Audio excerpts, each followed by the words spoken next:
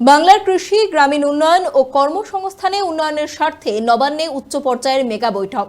বৈঠকের পর কেন্দ্রীয় কৃষি ও গ্রামোন্নয়ন মন্ত্রী শিবরাজ সিং চৌহান এবং মুখ্যমন্ত্রী শুভেন্দু অধিকারীর উপস্থিতিতে রাজ্যের জন্য একাধিক বড় ঘোষণা। 100 দিনের বদলে 125 দিনের কাজ, শ্রমিকের দৈনিক মজুরি বৃদ্ধি এবং স্বনির্ভর গোষ্ঠীর মহিলাদের জন্য বিশাল আর্থিক বরাদ্দের কথা জানানো হয়েছে। রাজ্যে পালাবদলের পর প্রথমবার নবান্নে মুখ্যমন্ত্রীর সঙ্গে বৈঠকে কেন্দ্রীয় কৃষি ও গ্রামোন্নয়ন মন্ত্রী শিবরাজ সিং চৌহান। মঙ্গলবারের নবান্ন সভাঘরে আয়োজিত এই গুরুত্বপূর্ণ বৈঠকে কেন্দ্রীয় মন্ত্রীর পাশাপাশি উপস্থিত ছিলেন রাজ্যের কৃষিমন্ত্রী দুধকুমার মণ্ডল, পঞ্চায়েত ও গ্রামোন্নয়ন মন্ত্রী দিলীপ ঘোষ সহ রাজ্য মন্ত্রিসভার অন্যান্য সদস্য ও উচ্চপদস্থ আধিকারিকরা। উন্নয়নের যে সমস্ত গুরুত্বপূর্ণ দিক রয়েছে, যেমন প্রধানমন্ত্রী গ্রাম সড়ক যোজনা, প্রধানমন্ত্রী আবাস যোজনা, বিকশিত ভারত জি রামজি এবং লাখপতি দিদি সহ আমাদের 80 লক্ষ স্বনির্ভর গোষ্ঠীর দিদি এবং বোনেদের নানা কল্যাণকর কর্মসূচি নিয়ে বৈঠক শেষে সাংবাদিকদের মুখোমুখি হয়ে 125 দিনের কাজ ও বর্ধিত মজুরি নিয়ে একাধিক বড় ঘোষণা করেন কেন্দ্রীয় কৃষিমন্ত্রী শিবরাজ সিং চৌহান। আগামী 31শে মার্চ পর্যন্ত কেন্দ্রীয় সরকার 125 দিনের কাজের জন্য বরাদ্দ করেছে 8,508 কোটি টাকা। 125 দিনের কাজে তহবিলের মোট পরিমাণ 12,064 কোটি 50 লক্ষ টাকা। 125 দিনের কাজে গ্রামীণ অদক্ষ শ্রমিকদের ক্ষেত্রে দৈনিক মজুরি নির্ধারণ করা হয়েছে 300 টাকা। 125 দিনের কাজে আধা দক্ষদের জন্য দৈনিক মজুরি নির্ধারণ করা হয়েছে 450 টাকা।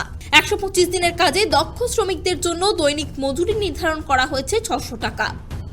প্রাকৃতিক দুর্যোগ দেখা দিলে প্রয়োজনে আরো 50 দিন অতিরিক্ত কাজ দেয়া হবে। কেন্দ্রীয় মন্ত্রী জানান, কৃষিক্ষেত্রে পশ্চিমবঙ্গকে স্বনির্ভর ও বৈজ্ঞানিক মডেলে নিয়ে যাওয়ার জন্য ICAR এর প্রবীণ বিজ্ঞানীদের সহায়তায় এক মাস্টার প্ল্যান বা এগ্রিকালচার রোড ম্যাপ তৈরি করা হচ্ছে। বীজ হাব হবে পশ্চিমবঙ্গে। বীজের জন্য অন্ধ্র পাঞ্জাবের ওপর আর নির্ভর করতে হবে না বাংলাকে। एक वैज्ञानिक कृषि road map, agriculture road map Paschim Bangal का बनाने का काम भारत सरकार के ICAR के वरिष्ठ वैज्ञानिकों ने शुरू किया है। उसका प्रथम प्रेजेंटेशन अभी यहाँ हुआ है।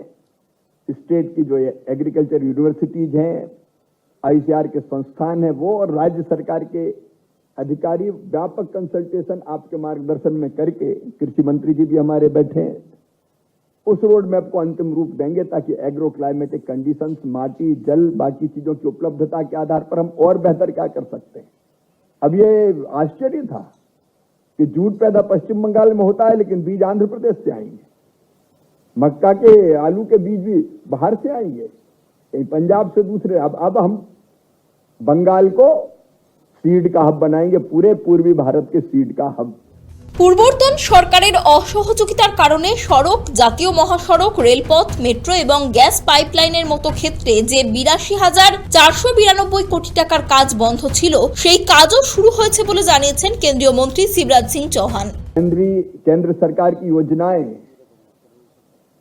ढंग से नीचे पहुंचती नहीं थी, लेकिन आज मन में बहुत संतोष है।